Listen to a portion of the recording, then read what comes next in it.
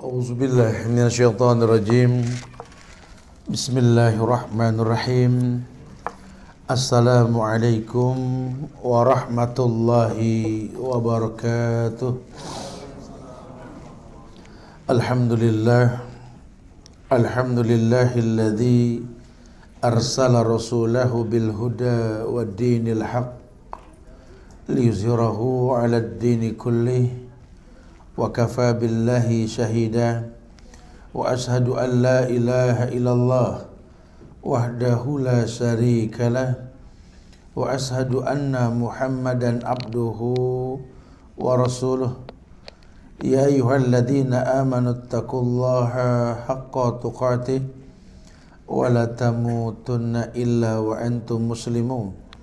Ya ayyuhan nasu taqu rabbakumul ladzi khalaqakum min nafsin wahidah wa khalaqa minha zawjaha wa bassa minkum rijalan katsiran wa nisaa wattaqullaha alladzi tasaaluna bihi wal arham innallaha kana 'alaikum raqiba.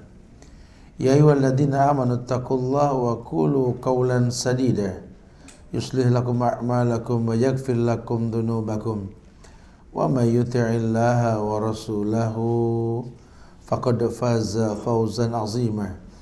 Amma ba'du fa inna ahsanul kalamullah wa khairal huda Muhammadin sallallahu alaihi wasallam wa syarrul umuri muhdatsatuha wa kullu muhdatsatin bid'ah wa kullu bid'atin dhalalah wa kullu dhalalatin finnar.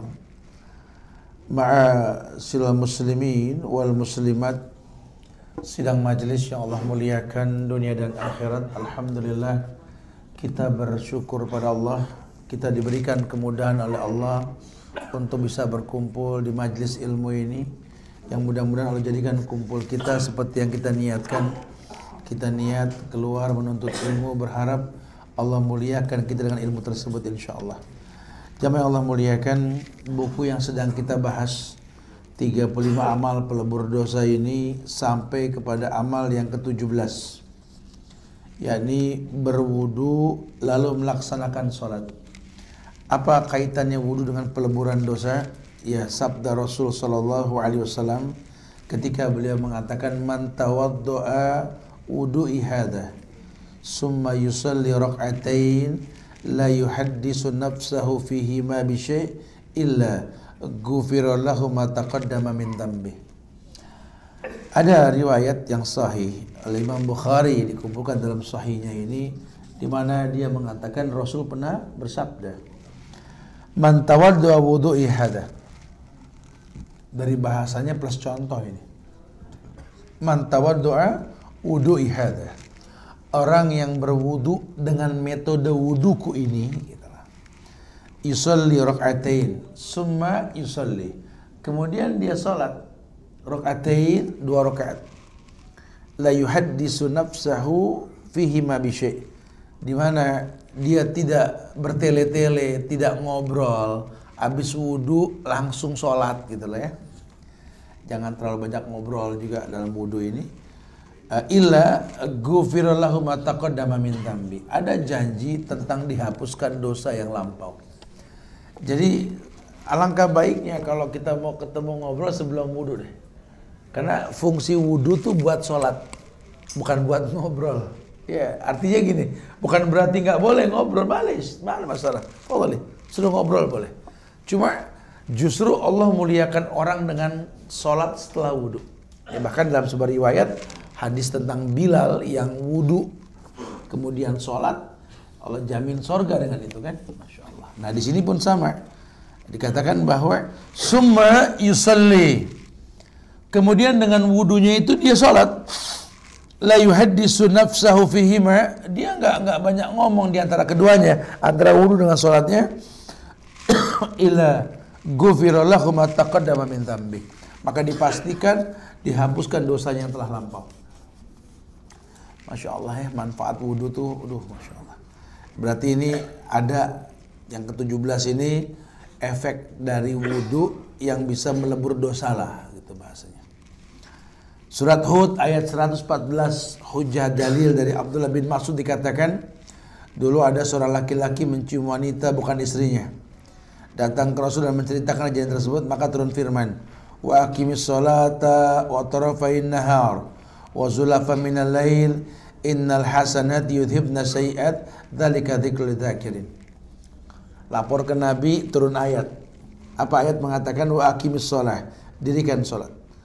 Tarafan nahari zulafan minal lail, pada pagi dan petang dan pada sebagian permulaan malam. Innal hasanat, sesungguhnya kebaikan-kebaikan, yudhibna sayiat, akan menghilangkan keburukan-keburukan. Dzalika dzikrul dzakirin, itulah peringatan buat orang yang mau mengingat. Maknanya itu dosa kecil yang bisa dihilangkan dengan sholat. Jadi ayat ini menjelaskan bahwa yang hilang dosa dengan ibadah berkaitan dengan wudu dan sholat, dosa kecil. Kalau dosa besar kita bicara sholat taubat. Nanti ada sholatnya sendiri tentang masalah ini ya. Intinya ada ayat yang mengatakan mendirikan sholat pada waktu pagi dan petang, pada sebagian permulaan malam, itu pahalanya itu menggugurkan dosa. As-salawatul khams wal jum'ah ilal jum'ah wa ramadan ila ramadan mukaffarat ma bainahunna idza tunibatil kaba'ir. Salat 5 waktu dengan 5 waktu lainnya kayak kita zuhur nih ya, tanpa asar sampai maghrib isya terus sampai subuh sampai zuhur lagi. Mukaffarat ma bainahunna, akan menjadi pelebur dosa di antara keduanya. Makanya sayang kalau kita nggak hafal nama Allah, nggak tumakninah, rukun syarat nggak kita dapat, sayang. Sementara umur kan makin kurang, pelebur dosa yang paling gampang ya sholat. Orang laki tambahannya apa? Wal jum'ah ilal jum'ah, jangan sampai nggak sholat Jumat ketemu Jumat penggugur dosa. Secara umum laki sama perempuan. Wa ramadan ila ramadan, 100 hari lagi nih, Ramadan nggak berasa ya. 3 bulan lebih dikit. Wa ramadan ila ramadan mukaffarat ma bainahun, pelebur dosa di antara keduanya. Jadi kalau memang tahu bocoran tentang efek ibadah itu melebur dosa, fastabiqul khairat, berlomba-lomba ada untuk mendapatkan kebaikan. Masya Allah ya. Imam Ibnu Hajar Al-Asqalani ini dalam syarah Sahih Al-Bukhari, dia pernah mengatakan tentang sabda Rasul sallallahu alaihi wasallam, jangan kalian tertipu ya, artinya dengan ibadah yang menghilangkan dosa. Itu kata Ibnu Hajar ada 4 makna maksudnya. Yang pertama, janganlah beranggapan bahwa semua dosa terampuni dengan sekedar sholat. Karena sholat yang bisa mengampuni dosa itu sholat yang diterima. Dan tidak ada seorang pun yang mengetahui apakah sholatnya diterima atau tidak. Udah tenang tat, tinggal surganya doang nih, kenapa? Habis sholat. Belum tentu. Ana sih yakin tat, tinggal surganya doang nih tat. Oh, alhamdulillah bisa yakin gitu mana? Habis duha. Ya akhi fillah, sholat siapa yang diterima? Muamalah antum sama Allah seperti apa? Jangan suka gampang merasa nyaman dihapuskan dosa. Kita beranggapan bahwa dosa kita diampuni. Ini banyak ulama yang mengatakan ini awal mula keburukan dalam hidup kita. Ya bukan berarti kita nggak boleh optimis, bukan. Cuma jangan bersandar dengan ini. Karena kita nggak pernah tahu kalau bicara ibadah ini kan nggak ada yang menjamin diterima atau tidak kan. Sudah maksimalkan. Pakai bahasa fattaqullaha mastata'tum, bertakwalah semampunya. Insya Allah pasti ada dampaknya. Yang kedua, ini bahasa Ibnu Hajar nih, beliau mengatakan dosa yang dapat dihapuskan dengan sholat hanya dosa-dosa kecil. Sementara dosa kecil yang kita lakukan kalau dirutinkan jadi besar. Jangan-jangan dosa kita nggak terampuni nih, karena yang diampuni cuma dosa kecil dengan ibadah kita. Jangan merasa kita aman dari ini. Yang ketiga, jangan sering melakukan dosa kecil. Kenapa? Karena kecil kalau dirutinkan jadi besar. Sehingga hilanglah fungsi sholat yang menghilangkan dosa kecil. Dan yang keempat, menghapuskan dosa dengan ibadah itu pengkhususan buat orang yang taat. Nah kita kan belum taat, baru belajar taat gitu loh. Radinya juga kalau lagi mood doang, lagi rezeki gampang, Robbi akroman, pas susah Robbi ahanan. Karakternya kan begitu. Fa'ammal insanu idza mabtalahu rabbuhu fa'akramahu wa na'amahu fayaqulu Rabbi akraman. Level kita kan gitu. Ya Allah, kalau dikasih gampang sama Allah, dia berkata Rabbi akraman, Allah tuh baik. Mulai merasakan susah dalam hidupnya, doa tak dijawab seakan-akan, kemudahan pun jauh dari hidupnya, dia mengatakan Rabbi ahanan, Tuhan meninggalkanku. Kita masih kayak begitu. Padahal suruh berhusnuzon. Enggak mungkin Allah menghilangkan kebaikan yang dilakukan orang-orang yang baik. Innallaha la yudhi'u amalal muhsinin. Allah enggak pernah menghilangkan kebaikan yang orang ihsan itu melakukannya. Tayyib. Kemudian masuklah kita kepada amalan yang ke-18 yang Nabi katakan bisa menjadi penggugur atau pelebur dosa ini. Dari Abi Hurairah radhiyallahu anhu dikatakan Rasul pernah bersabda, "Man tatahhara fi baitihi summa masa ila baitin min buyutillah liyaqdiya fariidatan min faraidillah kanat khatwatahu ihdahuma tahuttu khati'ah wal ukhra tarfa'u darajah." Masyaallah. Kata Rasul, "Man tatahhara fi baitihi", orang yang bersuci di rumahnya, summa masya ila baitin min buyutillah, kemudian dia berjalan menuju rumah-rumah Allah, liyaqdiya faridatan min faraidillah, untuk menuntaskan kewajiban-kewajiban dari kewajiban Allah. Kanat khatwatahu ihdahuma, langkahnya di antara kedua langkah tersebut tahuttu khati'atan wal ukhra tarfa'u darajah.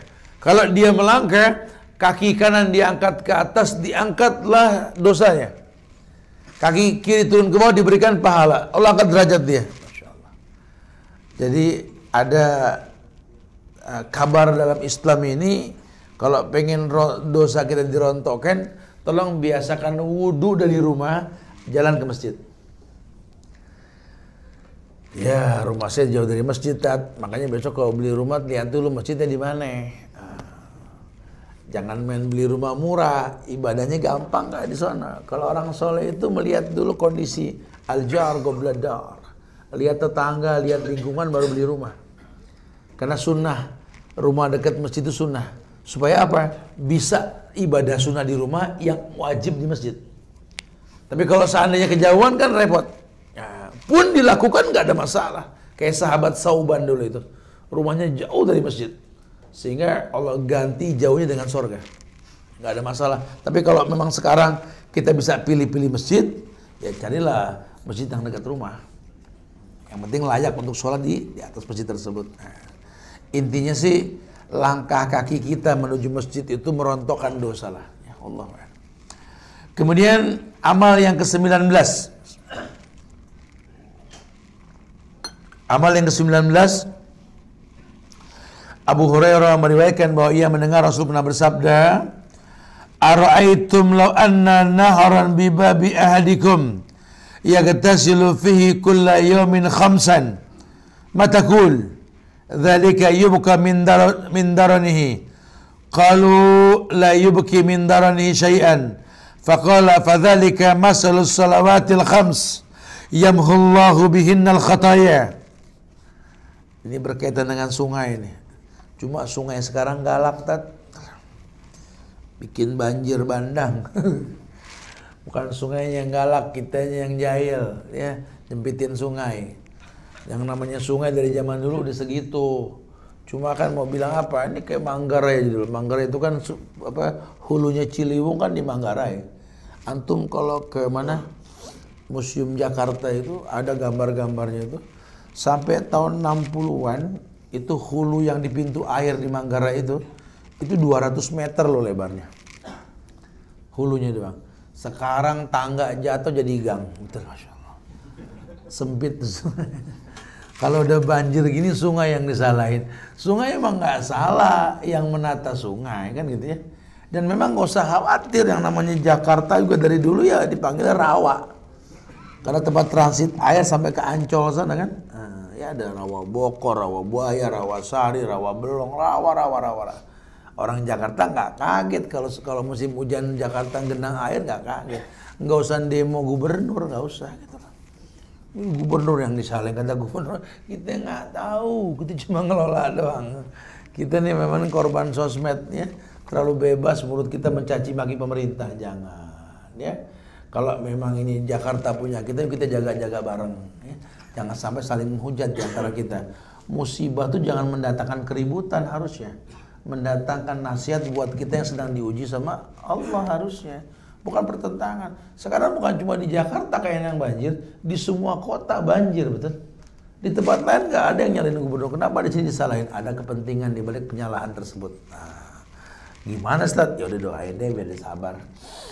Ya mau bilang apa ya? Ketika orang bebas bicara dan terlalu frontal dalam pembicaraan, ya akhirnya nggak kontrol. Hukuman pun nggak jelas buat mereka. Semoga jaga negeri kita insyaallah ya. Ara'aitum law anna nahran bi babi ahadikum. Bagaimana pendapat kalian, kata Nabi, seandainya ada sungai di hadapan rumah kalian. Yagtasilu fi kulli yawmin khamsan, di mana dia mandi 5 kali dalam satu hari. Matakul, apa menurut kalian? Dzalika yubqa min daranihi, apakah masih tersisa kotoran? Qalu la yubqi min daranihi syai'an, tidak tersisa kotoran sedikit pun ya Rasulullah. Faqala fadzalika masalus salatil khams yamhullahu bihinal khataya. Begitulah kondisi orang Islam yang mau sholat 5 waktu.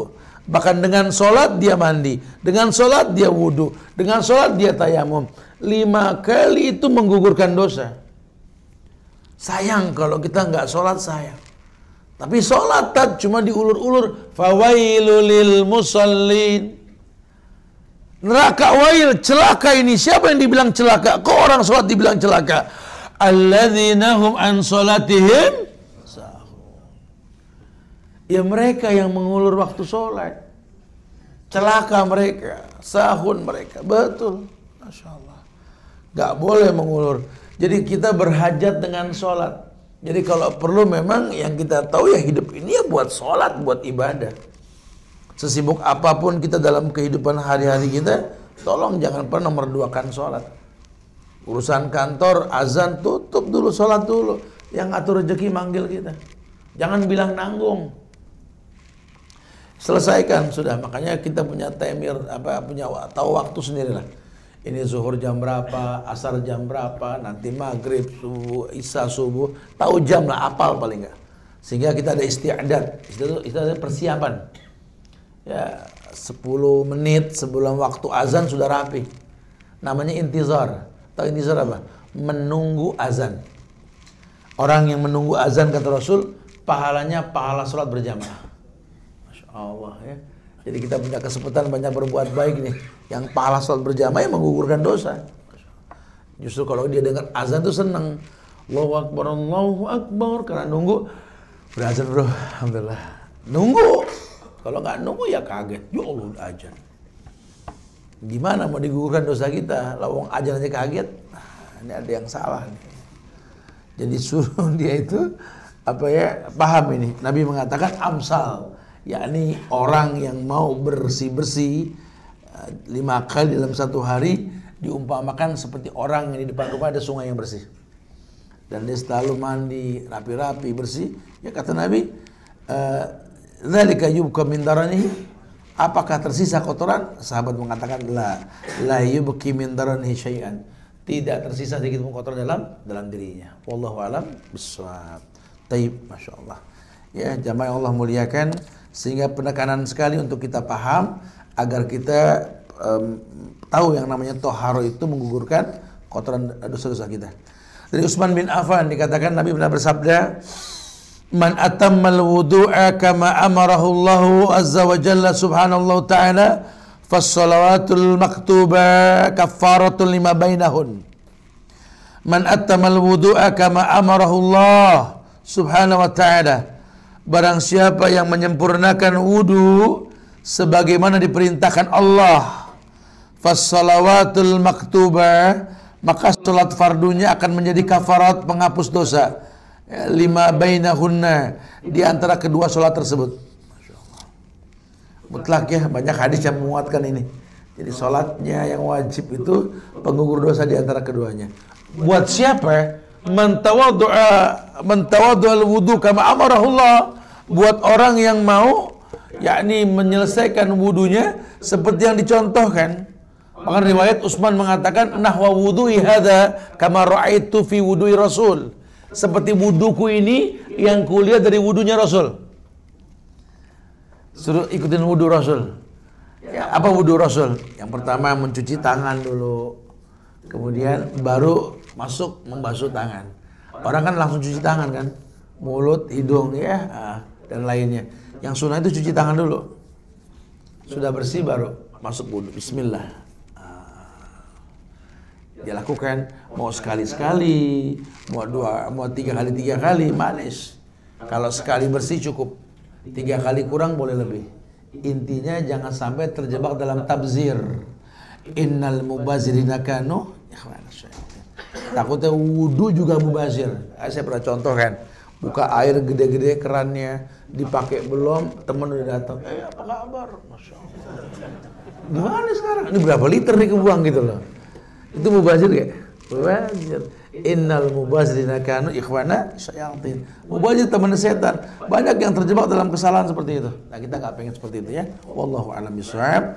Kita lanjutkan pada zuhur nanti. Assalamualaikum warahmatullahi wabarakatuh. Fadhal.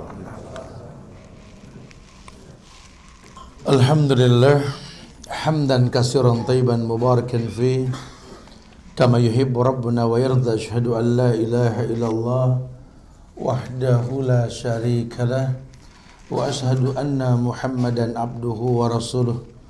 Amma ba'du, fa inna ahsanul kalam kalamullah wa khairal huda huda Muhammadin sallallahu alaihi wasallam wa syarrul umuri muhdatsatuha wa kullu muhdatsatin bid'ah wa kullu bid'atin dhalalah wa kullu dhalalatin finnar.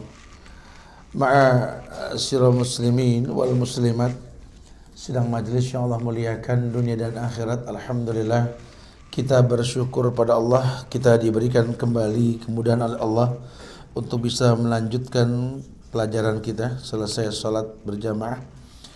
Ya, dikatakan di bahasan akhir tadi bahwa Utsman bin Affan radhiyallahu anhu bagian dari khulafaur rasyidin, sahabat Rasul yang betul-betul Allah muliakan, pernah menyampaikan sabda Nabi yang beliau lakukan dan rasakan sendiri. Man atammal wudu'a kama amarahu Allah subhanahu wa ta'ala fassalawatul maktuba kaffaratun lima bainahun. Kata Utsman bin Affan, dulu Rasul pernah bersabda, man atammal wudu', barang siapa menyempurnakan wudu, kama amarahu Allah subhanahu wa ta'ala, sesuai dengan yang diperintahkan sama Allah, fassalawatul maktubah, maka salat wajib yang dilakukannya kaffaratun lima bainahun, merupakan pelebur dosa dari apa yang dia lakukan. As-salat al-maktubah, salat yang wajib. Ayatnya mengatakan bahwa Allah perintahkan kita untuk famsahu fi wujuhikum, basuhlah wajahmu, wa aydiyakum ilal marafiq wal ka'bain, dan seterusnya. Ada perintah buat melakukan bersuci ketika mau melaksanakan salat wajib tersebut. Nabi ajarkan, sahabat pertontonkan, dia yang dekat dengan Rasul.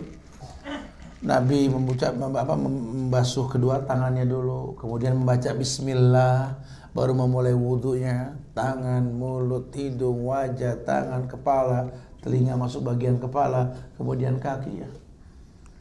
Man tawaddu'a nahwa wudu'i hadza, orang yang berwudu dengan wuduku ini, kata Utsman bin Affan, yakni gugurlah dosa yang ada di badannya. Man tawaddu'a lis-salati fa asbaghal wudu'a summa masa ila as-salah al-maktubah fasallaha ma'an nas au ma'al jamaah au fil masjid ghafarallahu dzunubahu. Hampir mirip. Man tawaddu'a lis-shalah, orang yang berwudu buat salat, fa asbagal wudu, dia sempurnakan wudunya, summa masya ila salat al-maktubah, kemudian dia melangkah menuju tempat salat wajib, fa shallaha ma'an nas, di mana di sana dia salat bersama manusia, au ma'al jamaah, atau bersama jamaah, au fil masjid, atau di masjid, ghafarallahu lahu dzunubahu, maka dipastikan hilanglah dosanya. Kalau di masjid itu afdal, jadi bukan berarti di luar masjid kita nggak boleh ya, karena bahasanya afdalu sholatil mar'i fi baiti ilal maktubah, sebaik-baik sholat seseorang itu di rumah, kecuali yang wajib di masjid. Riwayat lain mengatakan ju'ilal arda li ummati masjidan, buat umatku bumi ini masjid. Ya, jadi kalau memang kita nggak mampu ke masjid, ya jangan nggak berjamaah. Karena kalau jamaah manfaatnya jelas. Di sini jelaskan, shalla ma'al jamaah, shalla ma'an nas. Ya, dia sholat bersama orang, bersama manusia, bersama jamaah. Maka Nabi katakan, ghufirallahu lahu dzunubahu, Allah akan hapuskan dosa yang dia miliki. Masya Allah. Riwayat lain mengatakan, ma min muslimin tahduruhu salatun maktubatun fayuhsinu wudu'aha wa khusyu'aha wa ruku'aha illa kanat kafaratan lima qablaha minadh dhunub ma lam yu'ta kabirah fadhalika ad-dahru kulluh. Naam.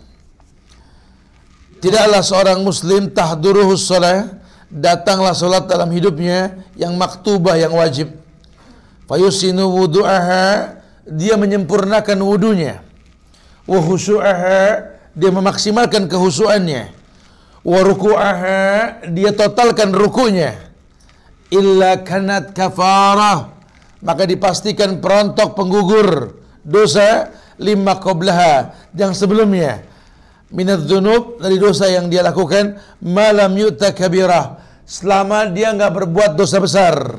Fadzalika ad-dahru kulluh, ini seumur hidup berlaku. Jadi selama dia masih hidup, masih bisa berwudu, wudu. Karena efeknya ngerontokin dosa. Dosa kecil, ya dosa kecil kan awalnya, dosa besar awalnya kecil dulu. Karena rutin jadi besar. Makanya kita juga harus selalu membersihkan diri dengan banyak berwudu.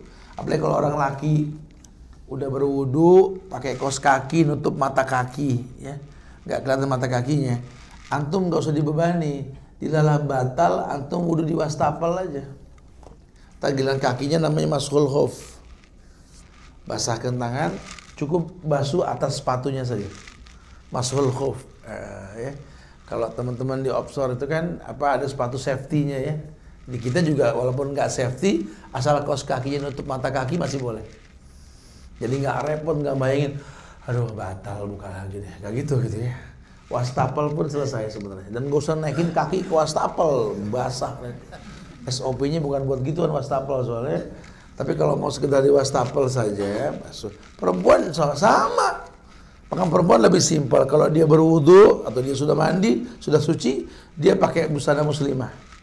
Tidaklah batal nanti, nggak perlu buka kerudung, cukup dia basuhkan tangannya, dia basuh kepalanya gini aja, cukup. Kakinya bagaimana? Kaki sudah tertutup, mashul khuf. Ini Islam gampang banget, Allah gampang sekali. Efeknya apa? Perontok dosa. Perontok dosa. Ya nggak ada masalah, mau wudu terus nggak apa-apa, jangan ngerepotin. Lepek-lepek kan kenapa? Ngurangin dosa, ya nggak usah begitu-gitu juga ya. Tapi kalau memang batal ya wudu, Islam syariatkan. Nah, kalau sudah wudu, ada sunnah sholat wudu.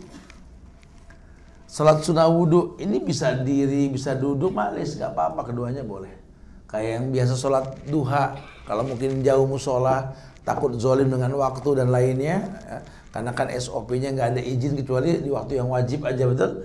Sholat duduk boleh di ruangan. Yang penting tahu kiblat kemana, habis ini sholat. Nabi juga sholat sunnah di atas kendaraannya duduk. Tapi berdiri lebih baik ketimbang duduk. Ya, kalau mampu berdiri afdal. Kalau nggak mau mungkin kan duduk. Karena yang namanya duha jangan ditinggalin. Ya, ini masya Allah manfaatnya jelas sekali. Sedekah badan dibilangnya. Ya. Begitu pula sholat wudu jangan ditinggalkan karena perontok dosa. Sampai kapan Ustaz? Yakni ad-dahr kulluh, seumur hidup dia. Selama dia masih bisa wudu, sholat, lakukan. Jangan sampai tertunda kebaikan. Masya Allah. Kemudian di amalan yang ke-20 ada bab yang menjelaskan tentang menunggu waktu sholat. Ini penting nih. Teman-teman yang tahu semangat, yang tahu manfaat sholat, dia semangat melakukan sholat. Dari Abu Hurairah dikatakan Nabi pernah bersabda, "Salatul rajuli fi jama'atin tazidu ala salati fi baitihi wa salati fi suqihi bid'an wa isrina darajah. Fadzalika anna ahadahum idza tawadda'a fa ahsana al-wudu' summa atal masjid la yanhazuhu illa as-salah la yuridu illa as-salah falam yakhtu khatwatan illa rufi'a lahu biha darajah wa khutta anhu biha khati'ah hatta yadkhul al-masjid fa idza dakhala al-masjid kana fi as-salati ma kanat as-salah hiya tahbisuhu wal malaikatu yusalluna ala ahadikum ma dama fi majlisihi alladhi shalla fihi yaquluna Allahumma arhamhu Allahumma ighfir lahu Allahumma tub alaihi ma lam yu'dhi fihi ma lam yuhdis. Masya Allah ya. Ini dampaknya dahsyat sekali ini. Ada riwayat yang mengatakan salatnya seorang laki-laki dengan berjamaah di masjid lebih baik daripada sholat di rumah atau di pasar sebanyak 20 derajat tentunya. Jadi yang di rumah, yang di pasar, yang kerja, bukan nggak boleh, boleh. Anda sholat di rumah nggak masalah, di pasar boleh aja. Cuma rugi aja. Kenapa? Karena berjamaah di masjid itu 27 derajat pahalanya. Apalagi kalau dia berwudu dan memperbagus wudunya dari rumah, lalu pergi ke masjid atau dari pasar di mana dia lagi dagang, wudu dia ke masjid, atau dari ruang kantor dia wudu dia ke masjid, ya. Kemudian dia baguskan wudunya, dia pergi ke masjid. Tidak ada yang mendorong dia untuk melakukan sholat kecuali Allah perintahkan dia untuk itu. Maka yang diinginkan kecuali hanya untuk mengerjakan sholat. Setiap langkahnya akan diangkat dengannya derajat dan dihapuskan dosanya sampai dia ke masjid. Masya Allah. Bahkan di riwayat dikatakan, dan apabila dia masuk ke masjid, kemudian dia dianggap orang yang sholat selama sholat itu yang menghalanginya dan para malaikat selalu mendoakan selama dia berada dalam tempat sholatnya. Artinya kalau dia masuk ke dalam masjid dan dia duduk sholat kemudian duduk berzikir sampai sholat wajib dilakukan, malaikat mendoakan dia. Apa doa malaikat? Allahumma arhamhu Allahumma ighfir lahu. Ya Allah, cintai dia ya Allah. Ya Allah, ampuni dia ya Allah. Allahumma tub alaih. Ya Allah, terimalah taubat mereka. Malam yu'ti fihi malam yuhdis fihi. Di mana orang tersebut tidak mengganggu orang lain dan berhadas di dalamnya. Jadi selama dia di dalam masjid, dia jaga wudunya, dia nggak ganggu orang lagi zikir. Ada yang ngaji sih teman, saya pengen ngajak ngobrol, jangan. Karena kamu ngajak ngobrol namanya ganggu. Biarkan dia baca Quran, biarkan dia zikir, atau dia berdoa antara azan dengan qomat. Udah jadi aja ngomong. Kalau dia bisa begitu, nggak iseng, nggak jahil, ini malaikat doain dia. Kata malaikat, Allahumma arhamhu, Allahumma ighfir lahu. Ya Allah, sayangilah mereka ya Allah. Ampunilah mereka. Allahumma tub alaih. Ya Allah, terimalah taubatnya. Ya. Malam yu'dhi fihi, malam yuhdis fihi. Yang penting dia nggak banyak ngomong di antara keduanya. Artinya fokus dengan ibadah yang dia lakukan. Udah, pokoknya kalau udah masuk ke ruang sholat, udah wudu, jangan ada yang lain kecuali zikir atau intizar. Sholat 2 rakaat, udah tunggu qomat, banyak doa. tempat yang mustajab untuk mendapatkan hasil doa kita. Masya Allah. Ya, jadi yang ke-20 ini dijelaskan ternyata memang orang yang berwudu dari rumahnya menuju masjid, kemudian sholat 2 rakaat dan dia berdiam diri di dalam masjid tersebut, ini menanti waktu sholat, Allah akan rontokkan dosanya. Ya sayang kalau kita masbuk mulu, sayang untuk hal yang nggak penting. Kecuali kalau penting lain cerita, balik, nggak ada masalah. Ada urgensi, harus kesini-sini, ya udah nggak apa-apa itu kerjaan. Tapi kalau yang nggak punya kepentingan, asal sudah wudu datang ke musola zikir. Lawang didoain sama malaikat, masa nggak mau? Allahumma arhamhu, Allahumma gfirlahu, Allahumma tub alaih. Ya Allah terimalah taubat dia. Oh masya Allah. Ini yang begini cikal bakal husnul khotimah nanti insya Allah. Ya. Taib. Ya, bahasan kita yang ke-21, siapkan pertanyaan setelah ini. Yakni mengucapkan Rabbana walakal hamdu. Ini pun sama pelebur dosa ini. Kata Abu Hurairah, Nabi pernah bersabda, "Idza qala al-imam sami Allahu liman hamidah, faqulu Rabbana walakal hamdu. Fa innahu man wafaqa qawluhu qawlal malaika ghufira lahu ma taqaddama min dzambi." Maka barang siapa yang mengatakan Rabbana walakal hamd sama dengan ucapan waktunya dengan ucapan malaikat, maka Allah dikatakan ghufira lahu ma taqaddama min dzambi. Yang jadi masalah di sini kapan jedahnya, Ustaz? Berkhilaf ulama. Kayak kita bilang amin. Kapan jedahnya itu? Sebagian mengatakan waladdallin. Jedahnya itu kayak kita baca Rabbighfir warham. Amin. Waladdallin. Amin. Jadi bukan waladdallin amin, bukan. Ada jeda. Sama dengan sami Allahu liman hamida Rabbighfir warham. Rabbana walakal hamd. Itu jedahnya itu. Nah, para malaikat diperkirakan seperti itu. Makanya buat kita jangan balapan sama imam. Ada tumakninah. Biarkan imam lakukan dulu. Allahu Akbar. Baru kita Allahu Akbar. Allahu Akbar. Allahu Akbar. Ada jeda. Jangan Allah, ya bukan balapan ya. Sami Allahu liman hamida. Rabbana walakal hamd. Allahu Akbar. Allahu Akbar. Karena kadang-kadang ada imam yang ucapan dengan gerakannya nggak sama. Nah, kita jadi kayak orang susulan nanti. Karena nanti ketemu juga dalam bab sholat hadis yang mengharamkan kita mengakhirkan gerakan imam atau mengedepankan. Haram hukumnya. Mendahului imam itu haram. Bahkan ada hadis yang keras tentang masalah Allah melaknat kening yang lebih dulu daripada imam ketika sujud. Udah biarkan imam dulu. Ya, biarkan imam terlebih dahulu baru kita mengikutinya. Ya, Masya Allah. Idza qala al-imam sami Allahu liman hamida faqulu Rabbana walakal hamd. Jadi ketika imam mengatakan sami Allahu liman hamida, kita enggak usah ngulang sami Allahu liman hamida.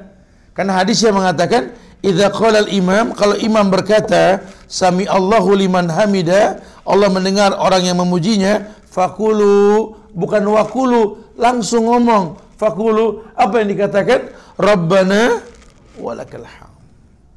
Ya, jadi imam sami Allahu liman hamida, kita bukan sami Allahu liman hamida. Bukan. Sami Allahu liman hamida.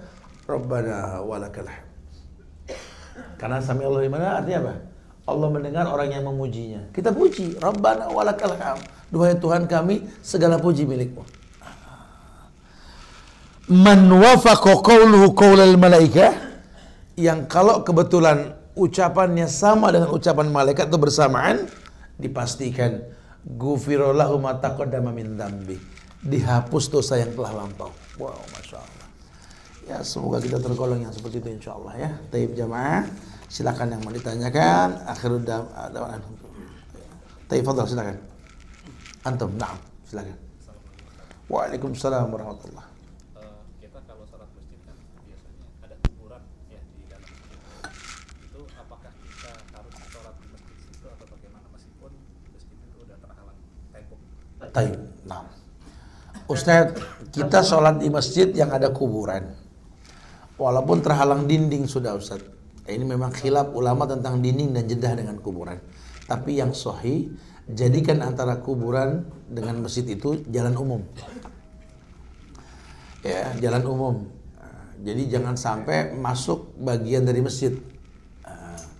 Nah, bicara misahnya ini imma pisah surat dengan dinding sebagai pemisah, atau yang lebih afdal jalan umum.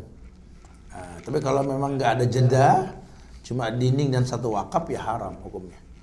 Apalagi kita tahu bahwa masjid duluan, ya, baru kemudian dibangun kuburan di situ. Nah, itu nggak diperbolehkan. Allahu a'lam bishawab. Intinya tidak ada. Nabi yang mengatakan la taqumu fihi abadan. Jangan berdiri sholat di atas tempat yang ada kuburannya.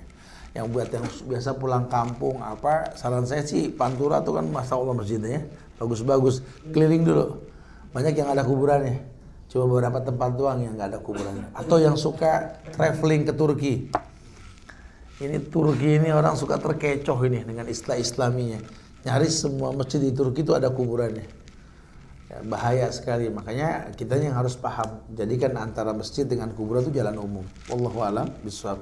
Saran saya sih disepakati aja kalau memang ada masjid ada kuburannya, dibongkar aja yang dekat dengan kuburan, dipindahkan lebih depan, kemudian bikin jalan umum. Yang orang bisa lewat, mobil bisa lewat, selesai. Karena memang sunnah. Kayak kita lihat di Nabawi. Nabi bukan dikubur di masjid kan? Itu kan makam Nabi kan rumah beliau. Beliau wafat di rumah, dikuburkan di rumah. Cuma bergulirnya waktu nih masuklah rumah Nabi dari bagian komplek masjid. Betul? Tapi tetap dijaga sama polisi kan? Suruh jalan, jangan ada yang diam. Supaya tahu ini jalanan. Nah, jalanan yang kita lewat depan makam Nabi itu dulu rumah istri-istrinya tuh. Ya, anak sarankan sama antum kalau antum umroh itu tanya sama travelnya tuh bisa gak bimbing ke museum supaya tahu maket rumah Rasul zaman dulu kayak apa gitu. Nah, itu Nabi itu nggak dikubur di masjid tapi di rumah, sehingga sampai sekarang tetap disiasati supaya tidak dianggap sebagai bagian dari masjid. Wallahu a'lam bishawab. Nah, baik. Ada lagi fadhal antum. Nah. Mau nanya, kalau kita kan sholat berjamaah Ustaz, kadang-kadang ada samping kita kiri atau kanan tuh kalau baca tuh suka keluar suaranya. Nah, sedangkan kita sholat kadang harus mau khusyuk kan. Nah, itu baik hukumnya gimana sih Ustaz kalau dia baca tapi pelan gitu dan mengganggu semuanya? Sebenarnya bacaan itu memang telinga sendiri yang mendengar ya. Harusnya memang sampai dakwah kepada dia. Buat kita sih sebenarnya kalau kita memang tumaknina, paham yang kita baca, nggak ngaruh harusnya ya. Kan banyak di kita ini kan baca cuma nggak paham yang dibaca. Jadi ngefek nih omongan orang kiri kanan ini. Kita nggak fokus. Ya karena baca sir itu sembunyi bukan dalam hati. Bukan tapi bismillahirrahmanirrahim. Alhamdulillah Rahmanirrahim Maliki Yaumiddin. Ya. Yang telinga dengar. Cuma nggak dikencangkan. Jadi yuharrik safatain, dia gerakan bibirnya, bukan karena ada yang baca dalam hati nggak baca, yang baca itu mulut. Ya Allah a'lam bishawab ya. Antum fokus dengan bacaan, insya Allah antum akan nggak terganggu lah ya. Karena kalau sholat wajib kan antum tinggal takbir ikutin imam. Kalau lagi sholat sendiri kan bingung juga kalau ada yang baca seperti itu ya. Intinya pahami yang dibaca. Wallahu a'lam. Fadhal. Terkait tadi kita berjalan ke masjid, berwudu dulu sampai ke masjid. Iya. Ampuni dosa-dosa kita. Kan kalau kita istirahat karena kita nggak langsung ke masjid, tidak ke rumah makan juga. Apakah kita ke rumah makan dan ke masjid yang ya, ayo. Hadisnya tadi dikatakan la yuhaddisu fiha wala dia tidak mengatakan sesuatu wala ya'mal syai'an, maka diberikan ampunan. Saya khawatirnya hadis itu kalau kita ada kegiatan yang lain nggak berlaku hukumnya gitu loh. Karena kemutlakan hadis yang mengatakan bahwa orang yang berwudu di antara keduanya dia tidak melakukan segala sesuatu kecuali langsung sholat, maka berlaku hukum itu. Kafaratul lima qablaha minadz dzunub walam yu'ta kabirah, selama dia nggak berbuat dosa besar gitu ya. Jadi saran saya sih kalau bisa memang udah difokusin aja, antum langsung ke masjid. Kecuali kalau harus makan, ya manis ya. Ini sunnah, makan lebih wajib. Ya, wallahu a'lam bishawab. Taib, ada lagi silakan antum. Nah. Ustaz, tadi mengenai jeda itu Ustaz. Ya. Jeda ketika sholat Nah. itu ada yang membaca tadi Iya, sebenarnya bukan dibaca, itu cuma ibarat membaca seperti itu, pemahaman aja sih itu. Ya. Rabbighfir warham. Bukan baca, jedah seperti membaca Rabbighfir warham. Tiga oktav lah ya, wallahu a'lam. Fadhal antum. Nah. Ustaz mau nanya, kenapa seorang imam itu harus disenangi dengan makmumnya? Kenapa itu? Kenapa seorang imam itu harus disenangi oleh makmumnya? Ji'ulal imam liyutamma bihi. Jadikan imam untuk diikuti. Kata Ali bin Abi Thalib, imam tergantung makmum. Makanya kalau imam diangkat oleh makmum pasti disenangi. Nah, jadi imam jangan dipaksakan. Makanya kalau ada takmir DKM pengen panggil imam, ya harus kumpulin juga nih jamaah, seneng gak dengan dia? Karena banyak juga imam yang bikin kapok makmum gitu loh. Karena perintahnya itu kan Iqra' ma tayassara minal Qur'an. Baca yang paling gampang dari Quran. Kalau imam yang baik itu dia akan baca yang paling gampang. Semoga Allah mudahkan antum sholat di belakang saya sudah nanti insyaallah ya. Kita nggak tahu kapan tapi Allah mudahkan insyaallah. Saya merasakan kalau lagi di sana itu imam jenius itu salah satu saya sudah situ. Jadi nggak ada orang yang kapok jadi makmum beliau. Apalagi kalau paham bahasa Arab. Cerdasnya beliau itu kalau ngimamin hari Kamis itu ya, sholat maghrib biasanya itu yang dibaca itu bukan panjang, tapi yang memang kenyataan saat itu. Kadang-kadang dia lewat, kan kalau umroh itu kan banyak orang Mesir, atau orang dari Palestina atau orang apa, tiap umroh itu beda-beda kondisi. Dan kebanyakan bacaan imam itu menasihati jamaah yang banyak dengan ayat. Makanya ketika imam itu menghadap stawa tadilu sawu sufufakum faidat tasfiyatas sufuf min tamamis shalah. Ini matanya hidup. Lurus rapatkan soft.